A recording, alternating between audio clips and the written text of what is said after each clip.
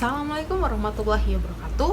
Perkenalkan, nama saya Miranti Raswati, NPM 22010031. Di sini saya ingin memenuhi tugas mata kuliah dari Hukum Adat Bengkulu dengan dosen pengampu Ibu Mona Agustina Nendi SHMH.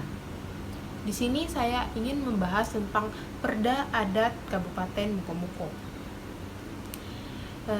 Perda ini tercantum di Peraturan Daerah Kabupaten Mukomuko Nomor 2 Tahun 2022 tentang pelestarian adat istiadat.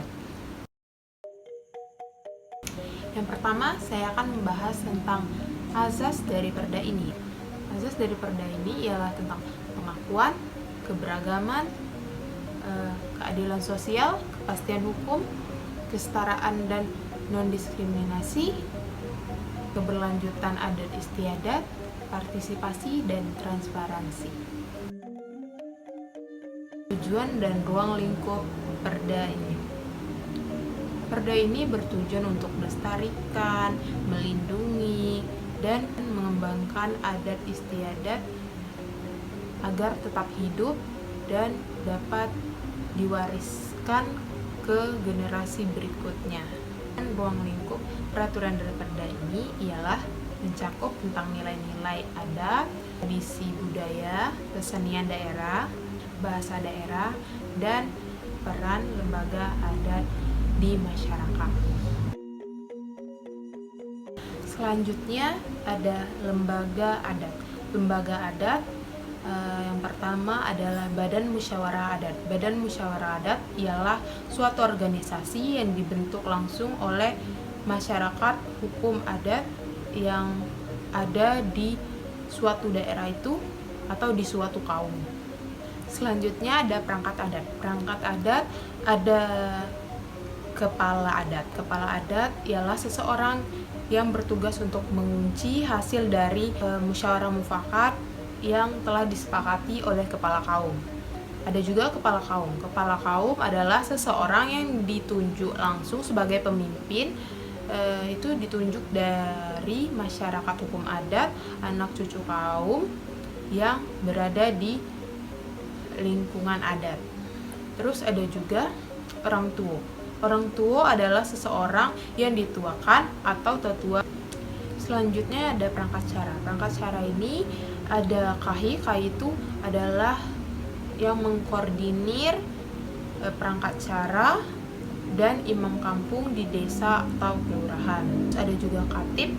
Katib itu ialah seseorang yang bertugas untuk menggantikan KAHI ketika KAHI tidak bisa menjalankan tugasnya. Ada juga bilal. Bilal itu ialah seseorang perangkat cara yang ditunjuk untuk menjadi muazin. Terus ada juga karim. Karim itu merupakan seorang yang ditunjuk sebagai perangkat cara yang bertugas untuk kebersihan dan ketertiban di masjid, desa ataupun kelurahan.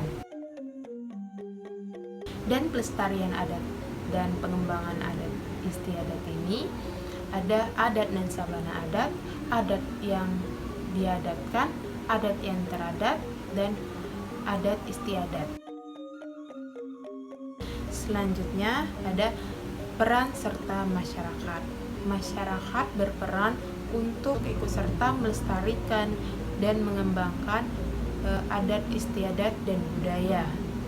Masyarakat ikut serta berperan melalui perorangan ataupun lembaga adat.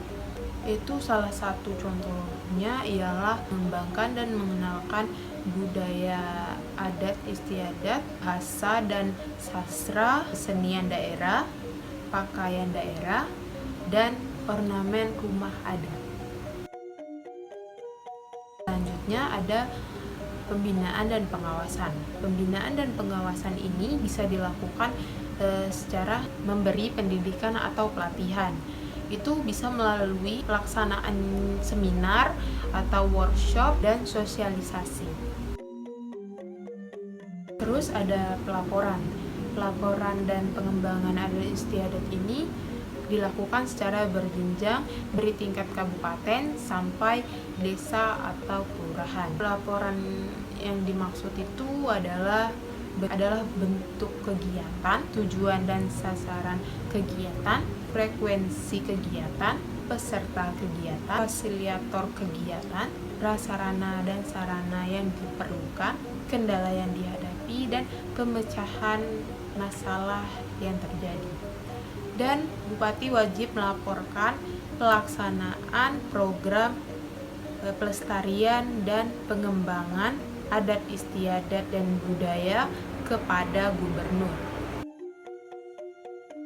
Selanjutnya saya akan membahas tentang pendanaan. Pendanaan dari kegiatan atau pelaksanaan kegiatan itu ada dari APBN pemerintah pusat, terus ada juga dari APBD pemerintah provinsi,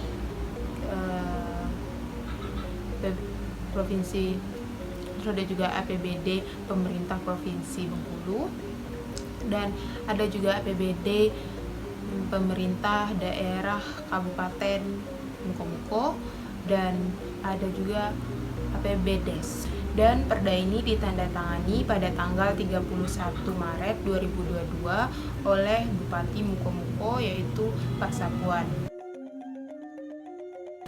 Terus ada juga adat di Mukomuko itu ada masuk kaum. Masuk kaum itu adalah suatu tradisi jika seseorang ingin memasuki suatu kaum, itu bisa melalui pernikahan ataupun perpindahan penduduk dari daerah satu ke daerah lainnya. Mandi limau adalah suatu tradisi yang dilakukan seseorang untuk memulai kehidupannya yang baru. Sekian penjelasan dari saya. Terima kasih. Wassalamualaikum warahmatullahi wabarakatuh.